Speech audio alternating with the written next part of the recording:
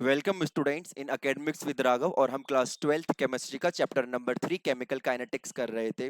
हम उसकी 2 लेक्चर कर चुके हैं और आज ये हमारा तीसरा लेक्चर है केमिकल काइनेटिक्स का और ये इस चैप्टर का आखिरी लेक्चर होगा। तो चलिए शुरू करते हैं। सबसे पहले मैं आपको थोड़ा सा बता देता हूं कि हमने लास्ट लेक्चर के अंदर क्या क्या देखा। तो हमने लास्ट लेक्चर के अंदर देखा था इंटीग्रेटेड रेट इक्वेशन। किस किस के लिए? जीरो ऑर्डर और फर्स्ट ऑर्डर रिएक्शंस के लिए हमने इंटीग्रेटेड रेट इक्वेशन देखी थी। जीरो ऑर्डर रिएक्शन के लिए, फर्स्ट ऑर्डर रिएक्शन के लिए सूडो फर्स्ट ऑर्डर रिएक्शंस देखी थी और इनके हाफ लाइफ देखे थे। ठीक है, आगे चलते हैं। अब मैं आपको एक ओवरव्यू दे देता हूं कि इस चैप्टर के अंदर हम क्या क्या पढ़ेंगे। तो इस चैप्टर के अंदर हम पढ़ेंगे effect of temperature on rate of reaction के जी, रेट ऑफ रिएक्शन पर टेम्परेचर का क्या इफेक्ट होता है। दूसरा पढ़ेंगे अर्हेनियस रिएक्शन, ये अर्हेनियस इक्वेशन होता है। यहाँ पे टाइपिंग मिस्टेक है, मैं इसे सही कर देता हूँ। ये क्या होता है? ये अर्हेनियस इक्वेशन होता है। दिस इज अर्हेनियस इक्वेशन, ये अर्हेनियस इक्वेशन होता है। ठीक है, ओके। फिर हम पढ़ेंगे कैटलिस्ट का रोल और लास्ट जो टॉपिक है इस चैप्टर का वो कोलिजन थ्योरी है। स्टार्ट करते हैं। सबसे पहला पॉइंट है जी आपका temperature dependence of rate of reaction की, रेट ऑफ रिएक्शन टेम्परेचर पर किस तरीके से डिपेंड करता है। तो वेरियस एक्सपेरिमेंट कंडक्ट करने के बाद हमें पता चला कि जब भी हम किसी रिएक्शन के टेम्परेचर को 10 डिग्री सेल्सियस से बढ़ाते हैं तो उसका जो रेट ऑफ रिएक्शन होता है वो ट्वाइस हो जाता है। कितना हो जाता है? मान लो उसका रेट ऑफ रिएक्शन जो पहले था वो 10 मोल पर लीटर पर सेकंड था, लेकिन मैंने उसका जैसे ही 10 डिग्री सेल्सियस टेम्परेचर बढ़ाया तो अब जो रेट ऑफ रिएक्शन है वो कैसा होगा?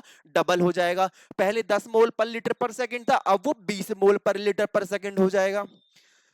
यहां पे देखते हैं कि हमें रिएक्शन दे रखी है कि हमारा है ये इथाइल आयोडाइड। क्या है? ये है हमारा इथाइल आयोडाइड। और इथाइल आयोडाइड का जब हम डिकम्पोजिशन करते हैं तो हमें इथीन मिलता है और हाइड्रोजन आयोडाइड मिलता है। ठीक है, अब आप सपोज करो कि जब मेरा टेम्परेचर तो जो था वो टी डिग्री सेल्सियस था, जब मेरा temperature T1 initially T degree Celsius था, तो इसका जो रेट आ रहा था लेट सपोज वो 20 मोल पर लीटर पर सेकंड आ रहा था। जैसे ही मैंने टेम्परेचर इसका T+10 degree Celsius 10 degree Celsius बढ़ा दिया तो अब जो इसका रेट आ रहा है वो कितना आ रहा है? अब इसका रेट दुगना हो जाएगा हर 10 डिग्री सेल्सियस टेम्परेचर के राइज करने पर। तो वो लगभग अब जो आएगा वो आएगा 40 मोल पर लीटर पर सेकंड। तो आपने कहा ऐसा कैसे हुआ? तो मैंने आपको एक जनरलाइज चीज बताई है कि जी हमारी एक रिएक्शन हो रही है, टेम्परेचर जब मैंने टी लिया था तो उसका जो रेट था वो 20 मोल पर लीटर पर सेकंड प्रोडक्ट के बन रहे थे। जब मैंने टेम्परेचर को 10 डिग्री सेल्सियस से बढ़ा दिया तो अब जो उसके मोल्स बन रहे हैं प्रोडक्ट के वो जी 40 मोल पर लीटर पर सेकंड बन रहे हैं। ठीक है, ओके। और यहां से हमें पता चलता है कि भाई टेम्परेचर का एक इफेक्ट तो है, रेट ऑफ रिएक्शन के ऊपर एक टेम्परेचर का कोई ना कोई इफेक्ट तो है। आगे चलते हैं। फिर हम बात करते हैं टेम्परेचर डिपेंडेंस की। तो हमने अभी मैंने आपको समझाया कि मान लो मैंने temperature initially T degree Celsius ले लिया, इनिशियली टेम्परेचर मैंने ले लिया टी डिग्री सेल्सियस, तो उस वक्त जो उसका रेट ऑफ रिएक्शन था वो कितना हो जाएगा? उस वक्त उसका रेट ऑफ रिएक्शन हो गया केटी। ठीक है, अब अब मैंने क्या किया? अब जो मैंने टेम्परेचर लिया वो T+10 डिग्री सेल्सियस लिया, मैंने 10 डिग्री सेल्सियस से टेम्परेचर को बढ़ा दिया, तो अब जो उसका इनिशियल रेट ऑफ रिएक्शन आएगा वो T+10 आएगा। आप कहेंगे कि आप बात तो कर रहे हैं रेट ऑफ रिएक्शन की, लेकिन इस फॉर्मूले के अंदर रेट कांस्टेंट को क्यों लिख रहे हैं? इस फॉर्मूले के अंदर रेट कांस्टेंट को क्यों लिख रहे हैं? तो वो इसलिए लिख रहे हैं, हमें पता है कि रेट जो होता है वो होता है के, और यहाँ पे आती है रिएक्टेंट की कंसंट्रेशन और यहाँ पे एक्स आता है। कोई भी वैल्यू जिस ऑर्डर की रिएक्शन होगी उसकी वैल्यू यहाँ रख देंगे। तो हम यहाँ पे क्योंकि टेम्परेचर की बात कर रहे हैं और हम टेम्परेचर की बात कर रहे हैं तो हमारी कंसंट्रेशन तो कांस्टेंट ही रहेगी ना। कंसंट्रेशन कांस्टेंट ही रहेगी, तो क्या मैं रेट को रेट कांस्टेंट नहीं लिख सकता? जब मैं टेम्परेचर की स्टडी कर रहा हूं, वही तो हम कर रहे हैं। हमने क्या किया? हमने टी डिग्री सेल्सियस पर जो रेट कांस्टेंट है वो के टी ले लिया, T+10 पे KT+10 ले लिया। अब इसका जो रेशो आता है उसे कहते हैं क्या?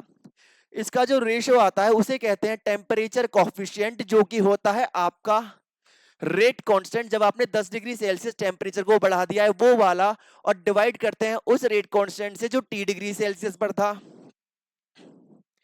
कौन सा रेट कांस्टेंट? जो कि टी डिग्री सेल्सियस पर था, उससे हमने डिवाइड कर दिया, जो बड़ा है उसको ऊपर रख दिया, जो बड़ा है उसको ऊपर रख दिया, जो छोटा है उसको नीचे रख दिया, और हमारा यहाँ पे आ जाता है टेम्परेचर कॉफिशिएंट। समझ में आया? ठीक है। तो अभी तक आपको मैंने दो चीजें बताई कि जी जब भी हम किसी के टेम्परेचर को 10 डिग्री सेल्सियस से बढ़ाते हैं तो उस रिएक्शन का जो रेट है वो दुगना हो जाता है, या लगभग दो के 2 टाइम्स हो जाता है, लगभग 2 से 3 के बीच में हो जाता है, मल्टीपल।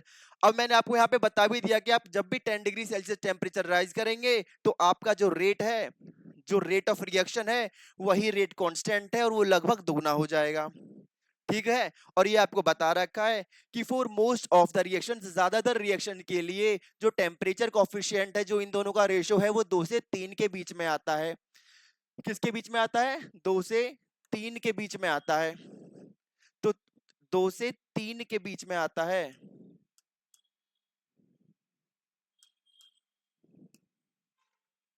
किसके बीच में आता है? 2 से 3 के बीच में आता है हमारा। तो 3 से छोटा होगा और 2 से बड़ा होगा। ठीक है, आगे चलते हैं। फिर आता है जी ग्राफ। में आपको ग्राफ बता देता हूं। तो आपको ग्राफ से पहले ना कुछ चीजें समझनी है कि जी थ्रेशोल्ड एनर्जी क्या होती है, एक्टिवेशन एनर्जी क्या होती है। तो देखो, हर हर रिएक्टेंट जो हमारा कंबाइन हुआ, हमारा रिएक्टेंट मान लो R1 कंबाइन हुआ है R2 के साथ, क्या बनाने के लिए? प्रोडक्ट बनाने के लिए। तो इसके जितने मॉलिक्यूल R1 के R2 से कंबाइन होंगे उतना ही प्रोडक्ट बने, ये चीज कंफर्म नहीं है। चीज डिपेंड किस पे करेगी? वो चीज डिपेंड करती है इफेक्टिव कॉलिजन्स पर। किस पर? इफेक्टिव कॉलिजन्स पर। तो मान लो मेरा यहाँ पे फ्रैक्शन ऑफ मॉलिक्यूल्स हैं। मान लो मैंने एक फ्रैक्शन ऑफ मॉलिक्यूल लिया कि मेरे टोटल नंबर ऑफ मॉलिक्यूल्स क्या है, लेट्स सपोज एनटी है मेरे total number of molecules. Total number of molecules. ठीक है। मेरे एन ई है molecules, molecules having threshold energy, वो मॉलिक्यूल जिनके पास थ्रेशोल्ड एनर्जी है। अब थ्रेशोल्ड एनर्जी का मतलब ये समझो कि सारे मॉलिक्यूल्स जब आपस में टकराते हैं तो वो प्रोडक्ट नहीं बनाते, प्रोडक्ट सिर्फ वो मॉलिक्यूल्स बनाते हैं जिन मॉलिक्यूल्स के पास इतनी एनर्जी हो, जिन मॉलिक्यूल्स के पास इतनी एनर्जी हो कि वो जो थ्रेशोल्ड बैरियर है उसको तोड़ सकें। तो हमारा ग्राफ आता है, मैंने मान लो यहाँ पे फ्रैक्शन ऑफ मॉलिक्यूल्स ले लिया Ne/Nt, और यहाँ पे ले ली मैंने एनर्जी। तो मान लो हमारे मॉलिक्यूल्स का पहले जो ग्राफ था वो इस तरीके से आ रहा था। तो ये हमारे क्या है? ये हमारी एक ऐसी एनर्जी है जो सबसे ज्यादा मॉलिक्यूल्स के पास है। क्या है? This is the energy, this is the energy which the most molecules have. तो सबसे ज्यादा जिन मॉलिक्यूल्स के पास एनर्जी है वो ये वाली है। ठीक है। और हमारा थ्रेशोल्ड एनर्जी बैरियर कहाँ है? यहाँ। कि भाई जिन मॉलिक्यूल्स के पास इस एनर्जी से आगे वाली एनर्जी होगी सिर्फ वही मॉलिक्यूल्स प्रोडक्ट बनाएंगे। तो हमारे कितने मॉलिक्यूल्स हैं? वो सिर्फ हमारे इतने मॉलिक्यूल्स हैं। तो सिर्फ इतने मॉलिक्यूल्स हमारी क्या बनाएंगे? इतने मॉलिक्यूल्स हमारे कोलाइड करने पर बनाएंगे प्रोडक्ट। तो हुआ क्या कि अगर मैं टेम्परेचर बढ़ा देता हूं, अगर मैं टेम्परेचर बढ़ा देता हूं तो जो मॉलिक्यूल टकरा रहे थे उस एनर्जी के साथ, जितनी एनर्जी चाहिए थी प्रोडक्ट बनाने के लिए, वो नंबर बढ़ जाएगा। और वो नंबर बढ़ जाएगा तो अब जो मेरा ग्राफ है वो ऐसे आएगा कि नंबर ऑफ मॉलिक्यूल्स जो है वो बढ़ जाएंगे। और क्या होगा कि थ्रेशोल्ड एनर्जी से जो ज्यादा मॉलिक्यूल्स हैं, ऐसे मॉलिक्यूल जिनके पास थ्रेशोल्ड एनर्जी से ज्यादा है, अब वो ज्यादा हो जाएगी। तो ये अब क्या हो गई? मैक्सिमम हो गई। कितनी हो गई? लगभग ट्वाइस हो गई। और ये पहले इतने मॉलिक्यूल्स के पास एनर्जी थी इनिशियली। ठीक है। तो यही मैंने आपको बता रखा है कि जैसे ही आप टेम्परेचर इंक्रीज करेंगे, आपने टेम्परेचर इंक्रीज करा तो मॉलिक्यूल्स के अंदर जो एनर्जी है वो बढ़ जाएगी। एनर्जी बढ़ जाएगी तो कॉलिजन, जो मॉलिक्यूल्स आपस में टकराते हैं प्रोडक्ट बनाने से पहले, उनका कॉलिजन बढ़ जाएंगे। कॉलिजन बढ़ जाएंगे ये जरूरी बात नहीं है, बात यह है कि इफेक्टिव कॉलिजन बढ़ जाएंगे। ऐसे कॉलिजन जो प्रोडक्ट को बनाएंगे वो इफेक्टिव कॉलिजन बढ़ जाएंगे टेम्परेचर बढ़ाने पर। और इफेक्टिव कॉलिजन बढ़ गए तो हमारा प्रोडक्ट बढ़ जाएगा, हमारे ज्यादा प्रोडक्ट बनेंगे। ये हम पढ़ते हैं किसके अंदर? टेम्परेचर के इफेक्ट के अंदर, जब हम पढ़ते हैं क्वालिटेटिव एनालिसिस। ठीक है। तो अभी तक भाई हमने क्या पढ़ा? अभी तक हमने एक ही फॉर्मूला पढ़ा है कि जी टेम्परेचर कोफिशिएंट जो होता है वो होता है rate constant T+10 degree Celsius पर, और नीचे आता है रेट कांस्टेंट T सेल्सियस पर। नीचे आता है रेट कांस्टेंट T सेल्सियस पर। तो ये आता है हमारा एक फॉर्मूला टेम्परेचर कोफिशिएंट का। अभी तक आपने सिर्फ इतना पढ़ा है। आगे चलते हैं।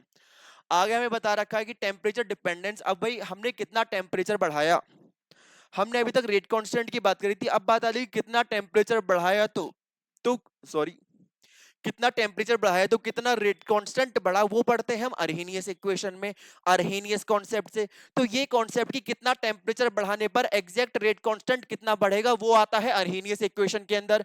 किसके अंदर आता है? अर्हेनियस इक्वेशन के अंदर। तो ये आपको एनसीईआरटी में दे रखा है कि क्वांटिटेटिवली, मतलब क्वांटिटेटिवली यानी इस कॉन्सेप्ट को क्वांटिटेटिवली सही तरीके से मेजरमेंट तरीके से कि भाई इतना टेम्परेचर बढ़ाया तो इतना जो है रेट कांस्टेंट बढ़ा, वो आता है अर्हेनियस की इक्वेशन में, कि अर्हेनियस ने बताई थी जी ये चीज। ठीक है, तो यहाँ पे हम बात करते हैं अर्हेनियस इक्वेशन की। अर्हेनियस इक्वेशन कहती है कि जी के जो होता है, के यानी जो रेट कांस्टेंट है वो होता है ए E minus capital E A by R T. ये अर्हेनियस इक्वेशन है, ये अभी आपको याद रखनी है कि हमारी अर्हेनियस इक्वेशन ये होती है जहां पर के क्या है, के हमारा रेट कांस्टेंट है, ए है हमारा pre exponential factor. Pre exponential factor कहने का मतलब है कि जो एक्सपोनेंशियल फैक्टर है उसके जस्ट पीछे वाली वैल्यू है, तो ये मेरा एक्सपोनेंशियल फैक्टर है, तो उसके पीछे क्या है, उसके पहले क्या है, ए, तो उसी को इसलिए कह रहे हैं प्री एक्सपोनेंशियल फैक्टर, या इसे कहते हैं अर्हेनियस फैक्टर। आर आपको पता है गैस कांस्टेंट होता है, और टी टेम्परेचर, जिस टेम्परेचर पर रिएक्शन प्रोसीड कर रही है। ठीक है, आगे चलते हैं। अब आता है हमारा अर्हेनियस इक्वेशन। तो मैं आपको बता चुका हूं कि जी अर्हेनियस इक्वेशन क्या होती है, कि जी रेट कांस्टेंट जो होता है वो होता है ए, जो कि हमारा अर्हेनियस फैक्टर है, ई माइनस ई ए, जो कि होती है activation energy by R T. क्या होती है? Activation energy by R T. तो अब आपको के का पता है कि जी के जो होता है हमारा रेट कांस्टेंट होता है, आपको ए पता है कि एक कांस्टेंट है, प्री एक्सपोनेंशियल फैक्टर है, आपको ई ए पता है क्या है जी, एक्टिवेशन एनर्जी है, आपको आर पता है गैस कांस्टेंट है, टी पता है टेम्परेचर है। तो एक्टिवेशन एनर्जी का मतलब समझते हो? तो मैं आपको बताता हूं कि मान लो हमारे मॉलिक्यूल्स लेट्स सपोज ये रिएक्टेंट है, रिएक्टेंट को प्रोडक्ट बनने के लिए कुछ इस तरीके से एनर्जी चाहिए। तो रिएक्टेंट की इनिशियल एनर्जी जो वो इतनी है, यहाँ पे मान लो एनर्जी है, ये क्या है, ये एनर्जी है, और रिएक्टेंट की इनिशियल एनर्जी इतनी है, रिएक्टेंट को मॉलिक्यूल बनाने के लिए, प्रोडक्ट बनाने के लिए, प्रोडक्ट का मॉलिक्यूल बनाने के लिए इतनी एनर्जी चाहिए। तो इतनी एनर्जी तो मॉलिक्यूल्स के पास है, मॉलिक्यूल्स के एटम्स के पास अपनी एनर्जी है इतनी, उसको जो एक्स्ट्रा अमाउंट ऑफ एनर्जी चाहिए इसी को कहते हैं एक्टिवेशन एनर्जी। क्या कहते हैं? इसी को कहते हैं एक्टिवेशन एनर्जी। और जो पूरी एनर्जी है एक्टिवेशन एनर्जी, और वो एनर्जी जो मॉलिक्यूल्स के पास अपनी प्रेजेंट है उसे क्या कहेंगे? उसे कहते हैं थ्रेशोल्ड एनर्जी। क्या कहते हैं? Threshold energy. अर्हेनियस इक्वेशन अभी आपको इस स्लाइड से याद रखनी है। ठीक है, आगे चलते हैं। अब ये हमारा एक बड़ा इंपॉर्टेंट कॉन्सेप्ट दे रखा है एनसीईआरटी के अंदर, कि अर्हेनियस इक्वेशन की एक्सपेंडेड फॉर्म दे रखी है। अर्हेनियस इक्वेशन की एक्सपेंडेड फॉर्म कब आती है? जब आप करते हैं इसका इंटीग्रेशन। क्या करते हैं जब आप करते हैं इसका इंटीग्रेशन? तो कर लो, मैं आपको देखो स्टेप बाय स्टेप बताता हूं चीजें, आपको बस समझते हुए चलना है।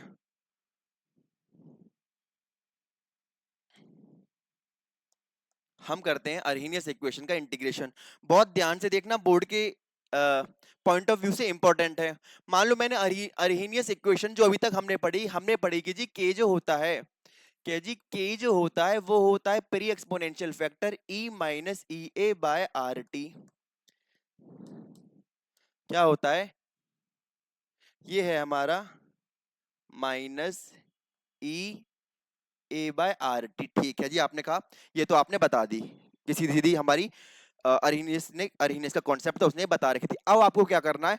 अब आपको दोनों तरफ लेना है नेचुरल लॉगरिदम। क्या लेना? Natural logarithm. तो आपने लिया taking taking ln on both side.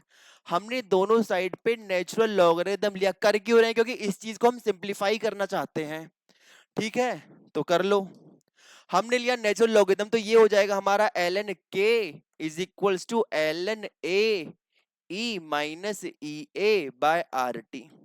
आपने कहा ठीक है जी, आपने ये बता दिया, अब इससे आगे बताओ। तो देखो मैथ के अंदर हम एक कॉन्सेप्ट पढ़ते हैं कि जब हमारा ln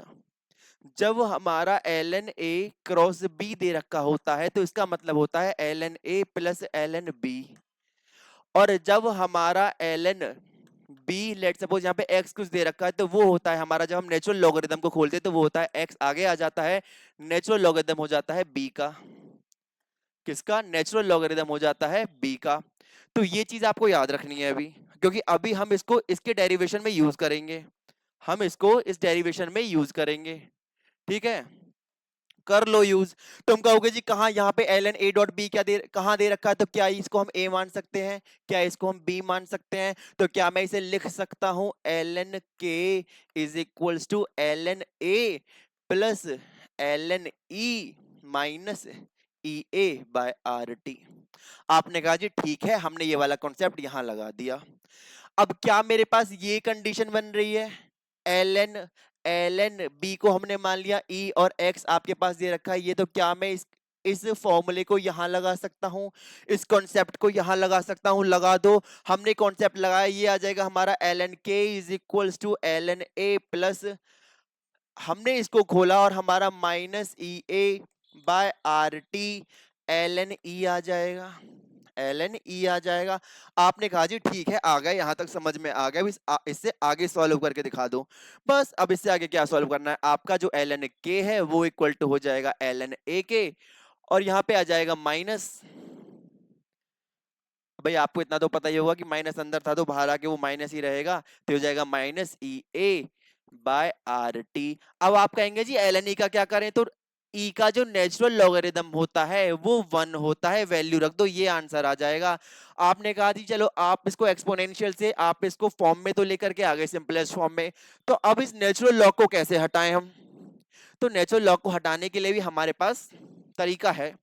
आप क्या करो, आप इसका एंटीलॉग ले लो या आप नेचुरल लॉग को खोल दो, तो आपको पता होना चाहिए कि हमारा जो एल एन होता है, हमारा जो नेचुरल लॉग होता है, ये हो गया 1 के इक्वल, कि हमारा जो नेचुरल लॉग होता है ए, उसको हम 2.303 नेचुरल लॉग को कन्वर्ट कर सकते हैं लॉग में, वो हमारा इसके इक्वल होता है। किसके इक्वल होता है? इसके इक्वल होता है। ठीक है, ठीक है जी। तो रख दो उस वैल्यू को यहाँ पे, तो ये हो जाएगा हमारा 2.303 के इज इक्वल्स टू 2.303। एक मिनट, यहाँ पे गलती हो गई, गलती ये हो गई कि हमें ना पूरा फॉर्मूला सही से रखना है। रखना ये है कि हमें एल एन को हटा करके 2.303 लॉग रखना है, तो हम रखेंगे 2.303 log K is equals to 2.303 log A minus E A by R T. आपने कहा कि भाई ये तो अभी भी बड़ा सा, बहुत बड़ा सा फॉर्मूला आ रहा है, इसको छोटा कर दो। तो हम क्या करते हैं, हम हम क्या करेंगे, सारे की सारी इक्वेशन को डिवाइड कर देंगे 2.303 से। हमने यहाँ पे डिवाइड किया 2.303 से, यहाँ पे डिवाइड किया 2.303 से, और डिवाइड किया यहाँ पर किससे? 2.303 से। तो 2.30 से 3 यहाँ कट गया, यहाँ कट गया, तो ये आ जाएगी हमारी equation log K is equals to log A minus E A over 2.303 R T.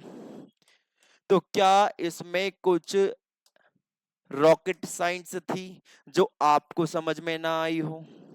क्या इसमें कुछ ऐसा था जो बिल्कुल ही कॉन्सेप्ट बाहर से उठा के रख दिया हो, एकदम साइंटिस्ट लेवल का?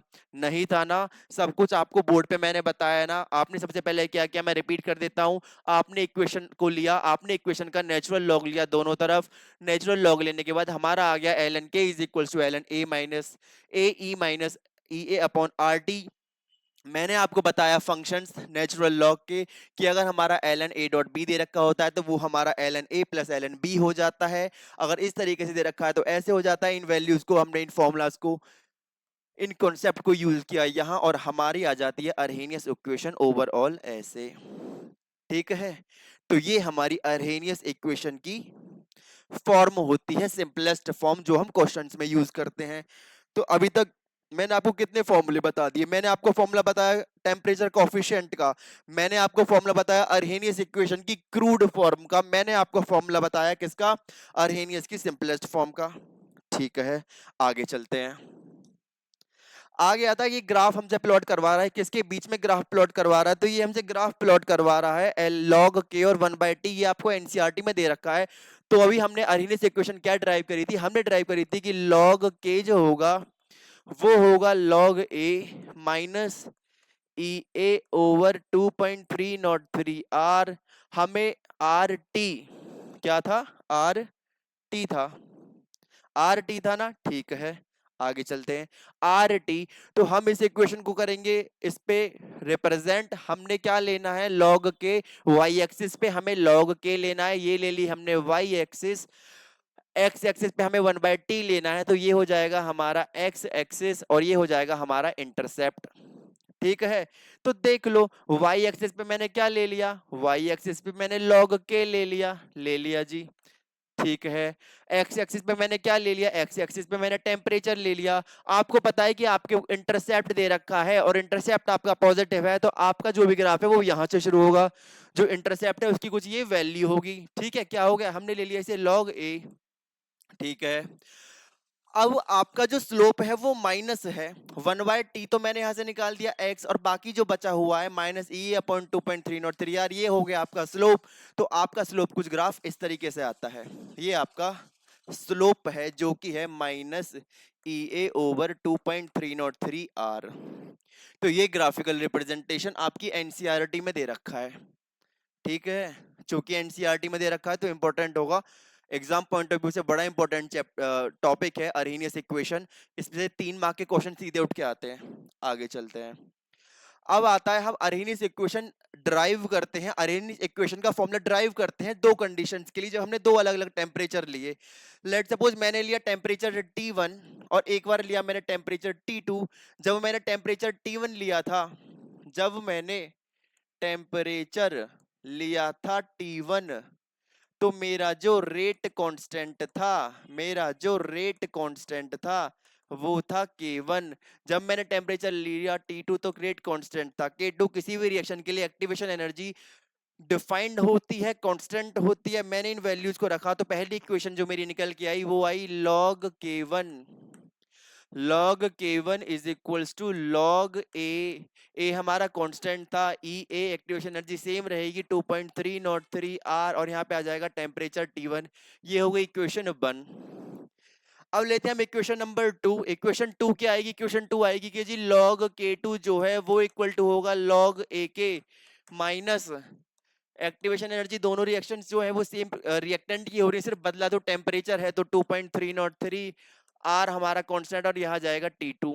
अब आपने क्या किया, आपने टेम्परेचर T2 का ज्यादा कर दिया। जब आपने टेम्परेचर बढ़ा दिया तो रेट कांस्टेंट, क्या रेट ऑफ रिएक्शन बढ़ जाता है, टेम्परेचर बढ़ाने पे बढ़ जाता है, तो क्या रेट कांस्टेंट बढ़ जाएगा, बढ़ जाएगा।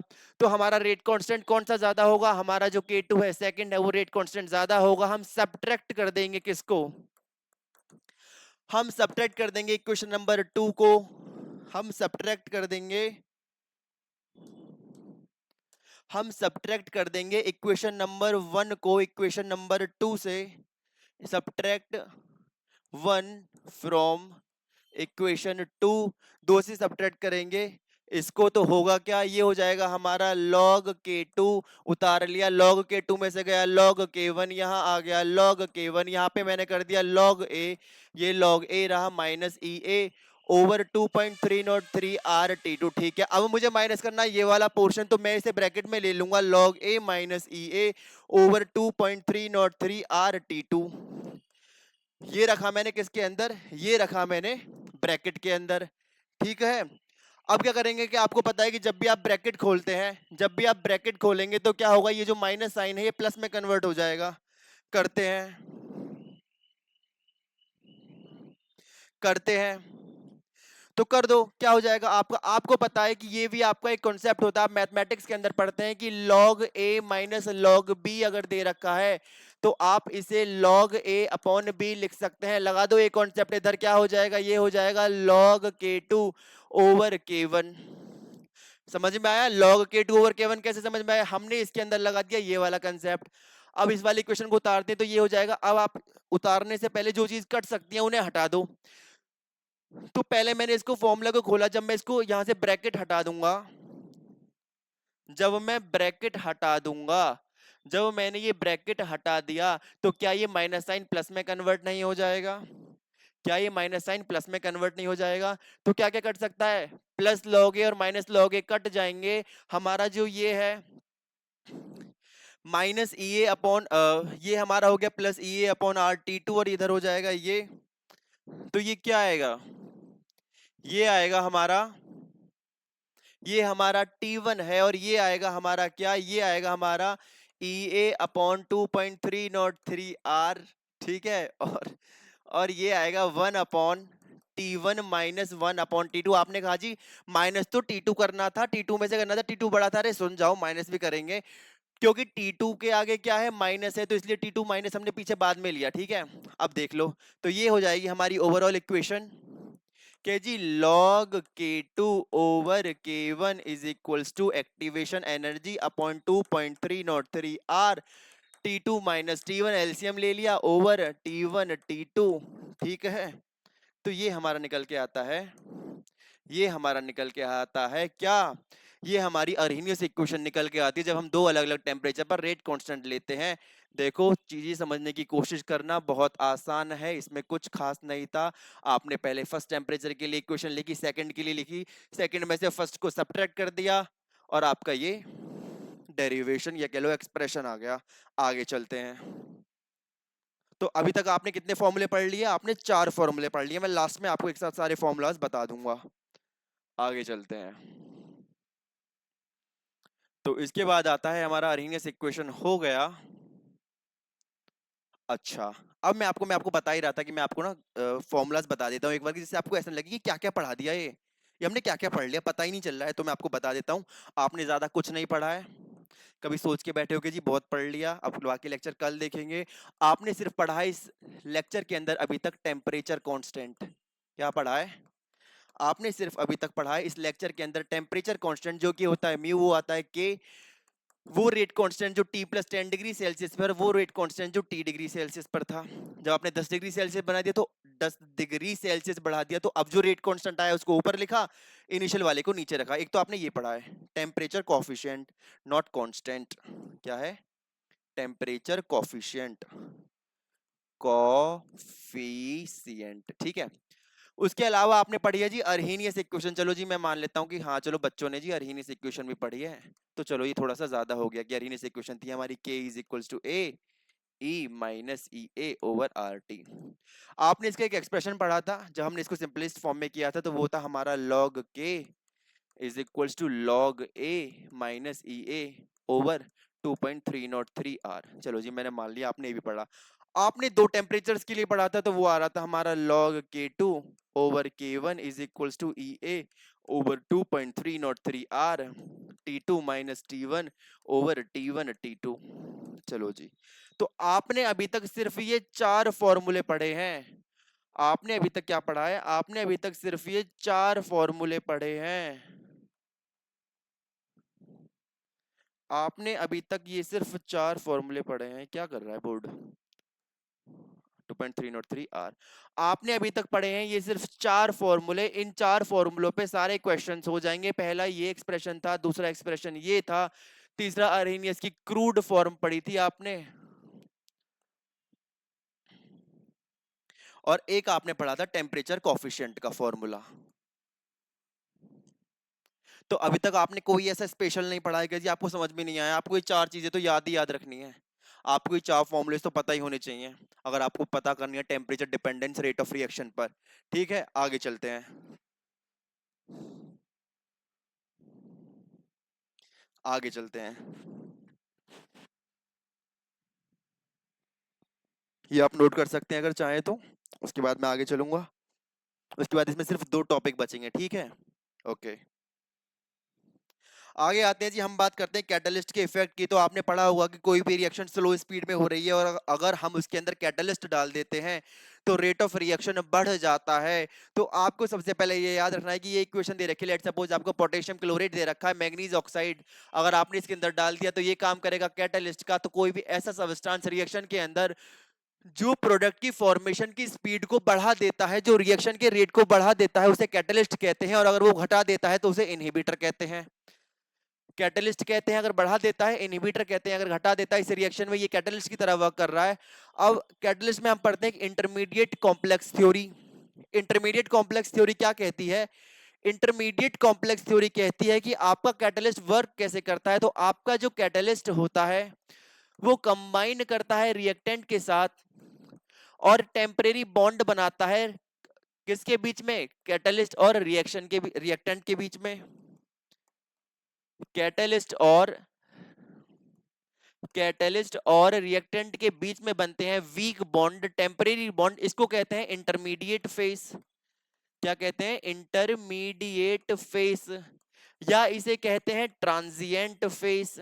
क्या कहते हैं? ट्रांजिएंट फेस, की थोड़ी देर के लिए रुकेगा और हमारा फिर ये बना देगा क्या, जब ये कॉम्प्लेक्स टूटेगा तो आपको कैटलिस्ट आपका जैसा गया था रिएक्शन के अंदर वैसा का वैसा मिल जाएगा, उसके साथ आपको मिलेगा प्रोडक्ट। क्या मिलेगा? उसके साथ आपको मिलेगा प्रोडक्ट। ये कैटलिस्ट का इफेक्ट होता है। आगे चलते हैं और ये हमारी थ्योरी होती है इंटरमीडिएट कॉम्प्लेक्स थ्योरी। आगे मैं आपको बताता हूं कैटलिस्ट का रोल क्या जी। कैटलिस्ट का रोल क्या होता है रेट ऑफ रिएक्शन में, तो वो देख लो। कैटलिस्ट का रोल सबसे पहला दे रखा है कि प्रोवाइड ऑल्टरनेटिव पाथवे और reaction mechanism bye lowering the activation energy. Activation energy का कॉन्सेप्ट मैं बताता हूं आपको इस डायग्राम की हेल्प से। ये आपका एनसीईआरटी में दे रखा है, ये शायद ब्लर हो गया। ये आपका एनसीईआरटी में दे रखा है। तो मान लो आपके रिएक्टेंट मॉलिक्यूल्स के पास ऑलरेडी, आपके रिएक्टेंट मॉलिक्यूल के पास ऑलरेडी इतनी एनर्जी है जो किसके पास है? आपके रिएक्टेंट मॉलिक्यूल्स के पास है। ठीक है। अब जो हमारा इंटरमीडिएट कॉम्प्लेक्स है वो कहीं इतनी एनर्जी चाहिए उसे बनाने के लिए, तो उसके लिए जो ये एक्स्ट्रा अमाउंट ऑफ एनर्जी है वो रिएक्शन को कहीं ना कहीं से लेनी पड़ेगी। इसको हम क्या कहते हैं? इसको कहते हैं हम activation energy. So it is the minimum extra amount of energy required to the reactant को उस एनर्जी की रिक्वायरमेंट है ट्रांजिएंट फेज बनाने के लिए, जिससे कि हमारा प्रोडक्ट बन जाए। तो ये क्या है? ये है हमारी एक्टिवेशन एनर्जी। और ये जो पूरी एनर्जी चाहिए हमारे एक रिएक्टेंट मॉलिक्यूल को जीरो से लेकर के जो हमारी पूरी एनर्जी चाहिए ट्रांजिएंट फेज तक, इस एनर्जी को हम कहते हैं थ्रेशोल्ड एनर्जी। क्या कहते हैं? Threshold energy. तो बस आपका कैटलिस्ट कुछ नहीं करेगा। पहले आपकी रिएक्शन बिना कैटलिस्ट की इतनी एनर्जी चाहिए थी उसे, लेकिन अब क्या किया कि कैटलिस्ट ने रिएक्शन का पाथ भी बदल दिया, उसको एक अलग रास्ता दिखा दिया कि भाई तू इस रास्ते से ना जाके इस रास्ते से चला जा और प्रोडक्ट बना ले। तो उस रास्ते में वो क्या करता है कि उसकी एक्टिवेशन एनर्जी को कम कर देता है। यही हमारे कैटलिस्ट का रोल होता है। यही क्या होता है? यही आपके कैटलिस्ट का रोल होता है। ठीक है, ओके। उसके बाद दे रखा है कि कैटलिस्ट गिव्स फ्री एनर्जी पर कोई अपना इफेक्ट शो नहीं करता। तो गिव्स फ्री एनर्जी की हम कब बात करते हैं? जब हम बात करते हैं रिएक्शन की स्पॉन्टेनिटी की। रिएक्शन की स्पॉन्टेनिटी का मतलब हुआ कि रिएक्शन प्रोसीड करेगी अपने ओन पर या नहीं। तो रिएक्शन अगर नॉन स्पॉन्टेनियस है तो वो नॉन स्पॉन्टेनियस ही रहेगी। आप उसमें 1000 कैटलिस्ट मिला दो, वो कैटलिस्ट उस रिएक्शन को जो नहीं हो सकती अपने ओन पर उसको करा ही नहीं सकता। जो रिएक्शन हो रही है सिर्फ उनको अच्छे से करा सकता है, उनको जल्दी करा सकता है। दूसरा, स्पॉन्टेनियस रिएक्शन को कैटालाइज करता है। नॉन स्पॉन्टेनियस रिएक्शन पे कैटलिस्ट का कोई इफेक्ट नहीं होगा। दूसरा, इक्विलिब्रियम को डिस्टर्ब नहीं करता है बल्कि इक्विलिब्रियम को अटेन करने में हेल्प करता है। मान लो मान लो मेरा एक रिएक्टेंट है, मान लो मेरे पास एक रिएक्टेंट है, वो कन्वर्ट होता है प्रोडक्ट के अंदर। और एक कंडीशन ऐसी हो गई कि हमारा जो है रिएक्टेंट प्रोडक्ट ज्यादा बन गया, तो इक्विलिब्रियम जो है वो इस कंडीशन पर अटेन होता है। इक्विलिब्रियम इस कंडीशन पर अटेन होता है। तो ये हो गई क्या? ये हो गई फॉरवर्ड रिएक्शन। ये हो गई फॉरवर्ड रिएक्शन। और ये हो गई बैकवर्ड रिएक्शन। क्या हो गई? Backward reaction. तो अगर आप कैटलिस्ट को डालते हो इस कंडीशन में, तो क्या करेगा? जब आपने इनिशियली डाल दिया तो वो आपकी फॉरवर्ड रिएक्शन को बढ़ा देगा और आपका इक्विलिब्रियम जल्दी अटेन हो जाएगा। और अगर आपका प्रोडक्ट बहुत ज्यादा बन चुका है, इक्विलिब्रियम बनने के लिए कम प्रोडक्ट चाहिए, अगर आप कैटलिस्ट डाल दे तो वो बैकवर्ड रिएक्शन को तेज कर देगा और इक्विलिब्रियम आपको उसी पॉइंट पर मिलेगा, लेकिन जल्दी मिलेगा। ठीक है, तो ये हम बात करते हैं कैटलिस्ट के रोल की। आगे चलते हैं। ये हमारा आज का लास्ट टॉपिक रहेगा। इस चैप्टर का लास्ट टॉपिक है कॉलिजन थ्योरी। ठीक है, तो देखते हैं जी कॉलिजन थ्योरी क्या कहती है।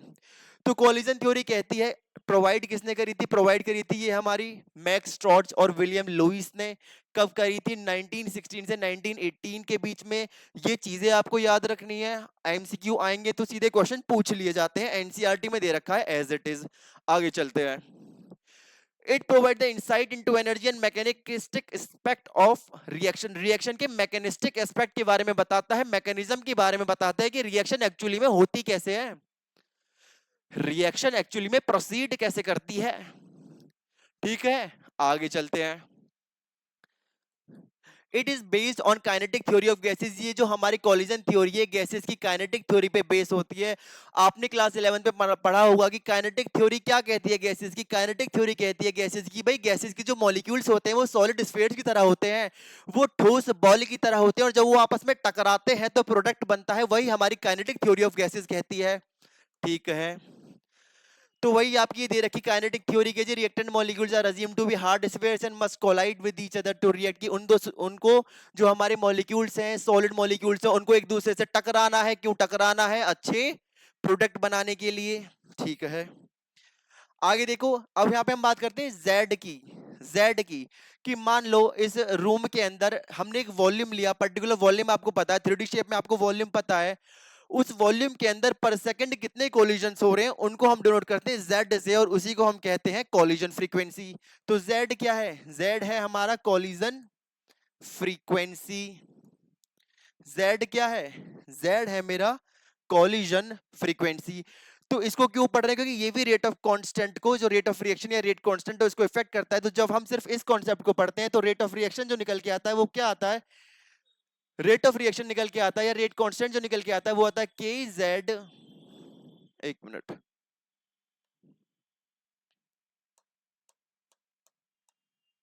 वो शायद नेक्स्ट पेज पे मैं बताऊंगा आपको। अरे एक मिनट रुको बच्चों। हाँ, ये होती है हमारी कॉलिजन फ्रीक्वेंसी। क्या होती है?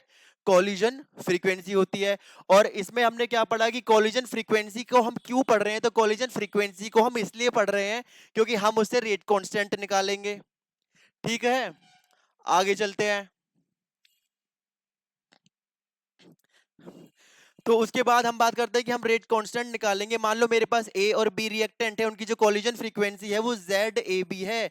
तो जो रेट कांस्टेंट निकलेगा वो निकलेगा Z A B E minus E A over R T. ये कॉलिजन फ्रीक्वेंसी निकलती है। क्या निकलती है? यही हमारी कॉलिजन फ्रीक्वेंसी होती है। आगे चलते हैं। फिर हम बात करते हैं, हमारे कॉन्सेप्ट आता है इफेक्टिव कॉलिजन्स का, कि हमने ये तो बात कर ली कि जब स्फीयर्स आपस में टकराएंगे, जब स्फीयर्स आपस में टकराएंगे तो हमारा प्रोडक्ट बनेगा। लेकिन इफेक्टिव कॉलिजन का क्या मतलब हुआ? कि टकरा तो रहे हैं लेकिन अच्छे वाले कौन से टकरा रहे हैं, कौन से सही ढंग से टकरा रहे हैं, जिससे कि हमारी जो कॉलिजन फ्रीक्वेंसी है वो बिल्कुल सही रहे और हमारा जो प्रोडक्ट है वो एग्जैक्ट बने। ठीक है, तो सबसे पहले इसमें दे रखा है प्रॉपर ओरिएंटेशन। प्रॉपर ओरिएंटेशन का मतलब होता है कि आपका कॉलिजन तो हो रहा है, आपका कॉलिजन तो हो रहा है लेकिन वो प्रॉपर तरीके से हो रहा हो। मतलब मेरी एक कंडीशन मान लो कि हमारा मेरा कोई मॉलिक्यूल है ए और वो बी के साथ कब कंबाइन करेगा। मान लो ये ए का इधर हेड है, ये ए की इधर टेल है, ये बी का इधर हेड है, ये बी की इधर टेल है। तो वो कब सही तरीके से कंबाइन करेगा? जब ये दोनों रिएक्टेंट के मॉलिक्यूल्स इस तरीके से कंबाइन करेंगे, ए का जो हेड है वो बी की टेल से अटैच हो। अगर वो ऐसा होता है कि ए का हेड अटैच होता है और बी का भी हेड अटैच होता है और टेल दोनों की अपोजिट है, तो इस कंडीशन में इसे हम कहेंगे इम्प्रॉपर ओरिएंटेशन। क्या कहेंगे? इसे हम कहेंगे इम्प्रॉपर ओरिएंटेशन। ठीक है, इसको कहते हैं इम्प्रॉपर ओरिएंटेशन। और ये है हमारा क्या? Proper orientation. ये है हमारा प्रॉपर ओरिएंटेशन। तो जब प्रॉपर ओरिएंटेशन होगा तभी उसी कंडीशन पे सिर्फ हमारा प्रोडक्ट बनेगा। उसी कंडीशन में क्या बनेगा? उसी कंडीशन में बनेगा हमारा प्रोडक्ट, अदरवाइज तो प्रोडक्ट जो है वो नहीं बनेगा। इसमें हम एग्जांपल देखते हैं, जैसे मैं इथाइल ब्रोमाइड ले लूं या मिथाइल ब्रोमाइड और उसको OH माइनस आयन के साथ कंबाइन कराऊं। किसको? इथाइल ब्रोमाइड को। तो यहाँ पे जो एक प्रोबेबिलिटी फैक्टर होता है वो हम डिफाइन करते हैं इम्प्रॉपर या प्रॉपर ओरिएंटेशन में। वो भी मैं आपको बताऊंगा, इस पेज पे वो प्रिंट होना था लेकिन वो है नहीं। ठीक है, तो हमने पढ़ा था कि रेट कांस्टेंट जो होता है वो होता है हमारा k is equals to Z E minus E A over R T. लेकिन इसको हम फर्दर क्या करते हैं? फर्दर इसमें चेंजेस करते हैं और हमारा जो रेट कांस्टेंट है वो आता है P Z E minus E A over R T. और पी जो है वो डिफाइन करेगा ओरिएंटेशन को। किसको? ओरिएंटेशन को, प्रॉपर ओरिएंटेशन को वो डिफाइन करेगा। मैं आपको एग्जांपल के थ्रू बताता हूं। हम एक एग्जांपल देखते हैं। हम्म, ठीक है, हम एक एग्जांपल देखते हैं कि लेट सपोज मैंने ले लिया इथाइल ब्रोमाइड। मैंने ले लिया इथाइल या मिथाइल ले लो, मैंने ले लिया ethyl bromide CH3 CH2 Br। मैंने इसको कंबाइन कराया किसके साथ, वाटर के साथ। तो मैं आपको बताता हूँ रिएक्शन मैकेनिज्म कि ये हमारा CH3 इधर होगा, ये C के मॉलिक्यूल्स हैं, इधर H होगा, इधर H होगा और इधर Br होगा। वाटर कैसे होगा हमारा, एक तरफ OH होगा और एक तरफ H होगा। तो होगा क्या कि हमारे H और Br को बाहर निकलना है, H और Br को बाहर निकलना है। तो मॉलिक्यूल किस तरीके से कोलाइड करें, तो मॉलिक्यूल को इस ढंग से कोलाइड करना है कि CH3 is equals to CH, H is equals to Br, और यहाँ पे जो है वाटर का H आना चाहिए, और ये हो गया OH, और यहां से ये HBr निकल जाएगा, इधर OH आएगा, ट्रांजिट स्टेज आएगी, इसका जो एक H है वो इधर शिफ्ट हो जाएगा और OH इधर आकर के अटैच हो जाएगा। इसी को हम कहते हैं प्रॉपर ओरिएंटेशन। OH क्या होगा, OH अपोजिट साइड में आकर के अटैच हो जाएगा। उसी के लिए हम एक फैक्टर डिफाइन करते हैं, P प्रोबेबिलिटी फैक्टर, या फिर ये वो प्रोबेबिलिटी है कि हमारा जो ओरिएंटेशन है वो सही ढंग तरीके से हो रहा होगा, इसको प्रोबेबिलिटी फैक्टर कहते हैं। और इसे हम इस रेट इक्वेशन के अंदर रख देते हैं, तो हमारा क्या आता है, हमारा जो है एक एक्सप्रेशन आता है जो हमें पी रखने के बाद मिलता है।